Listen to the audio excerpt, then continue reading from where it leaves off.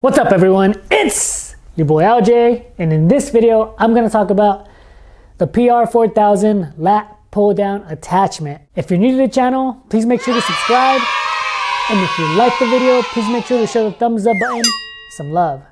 So as you all know, I own the PR-4000 by Rep Fitness. For this video, I wanted to focus specifically on the lat pull-down simply because I've received a few questions, whether it's on my Instagram or here, and thanks again for all the questions. I mean, I truly appreciate it. It shows me that you are watching some of this stuff, so thank you.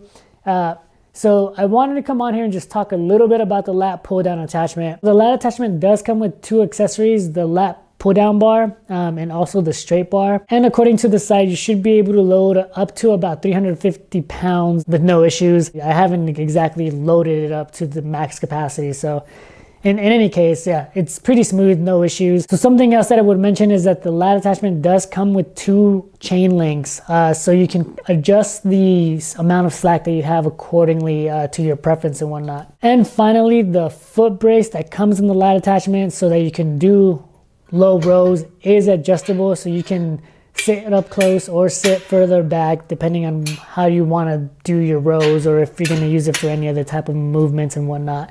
So just thought I'd call that out. The final thing that I would mention is that I do have the leg roller attachment so that I can go heavy on the lat pull down and still stay in place. Just something to keep in mind when you do go and purchase the lat attachment. One of the questions that I received was if I'm able to use the flat bench that I currently have to use the lat attachment, and the answer is yes. Initially, I was using the flat bench pretty much for everything when it came to the lat attachment.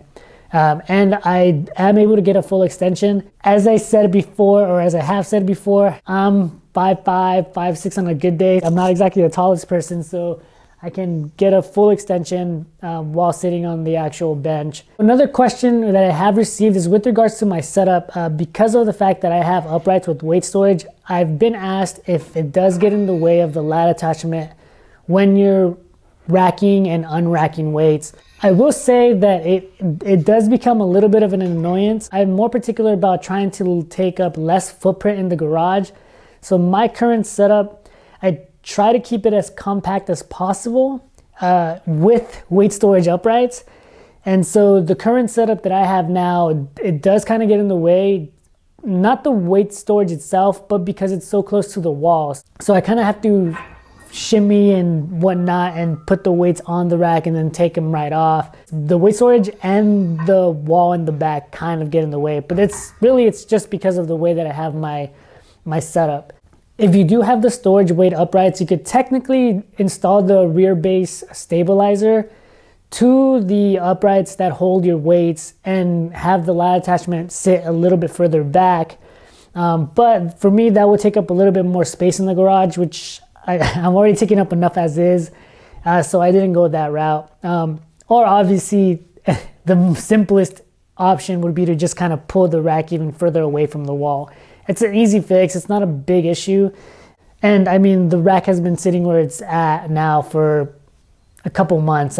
It's really not that big of a deal. As far as it comes to like squatting, benching, and any of that while you're in the rack and like the cables and whatnot, on my Instagram, I post pretty much daily. You can tell that it doesn't get in the way when I'm squatting. It doesn't get in the way when I'm benching. The bench itself goes far enough back, even with the rear base stabilizer and the foot base for when you do your seated rows and whatnot. So it hasn't actually been an issue at all. Someone did ask if the rear base stabilizer or if the plate for your foot, like while you're doing seated rows, if that got in the way of you doing incline bench inside of the actual power rack or a shoulder press or whatnot. And yes, I can't even, it does get in the way. It was, well, at least with the incline bench that I have the AB300 by Rep Fitness. There's really no way of having it not get in the way. Two things to keep in mind. One, the cross members on this thing are 24 inches. So I got the 24 inches, again, for the sake of space. Not sure, maybe with the 30-inch or the 41-inch cross members, you'd be able to do that with inside of the power rack. Finally, with that said, I've never, ever done an incline bench or a shoulder press inside of a power rack. It's never crossed my mind to do that. And I think also because of the commercial gym, like the incline bench and all of that, and the shoulder and like the military press and whatnot, like all of those machines they're just standalone machines. So anytime that I need to do like an incline bench or like a military press or whatnot, like I do it on the outside of the rack. So yeah, one thing that I do want to mention, and it happened to me, I was in 88, it was really early in the morning. The pre-workout hadn't kicked in yet and I was still groggy. I don't know what the heck was going on. It was a rough week. I don't know. You're gonna use it for other things, obviously, like face pulls to do shoulders, and I was doing them while I was standing, and for whatever reason, it just wasn't clicking in my head that the cable line was rubbing up against the enclosure where the pulley is in, and I kind of just woke up and was like, crap. Anyways, don't be like me.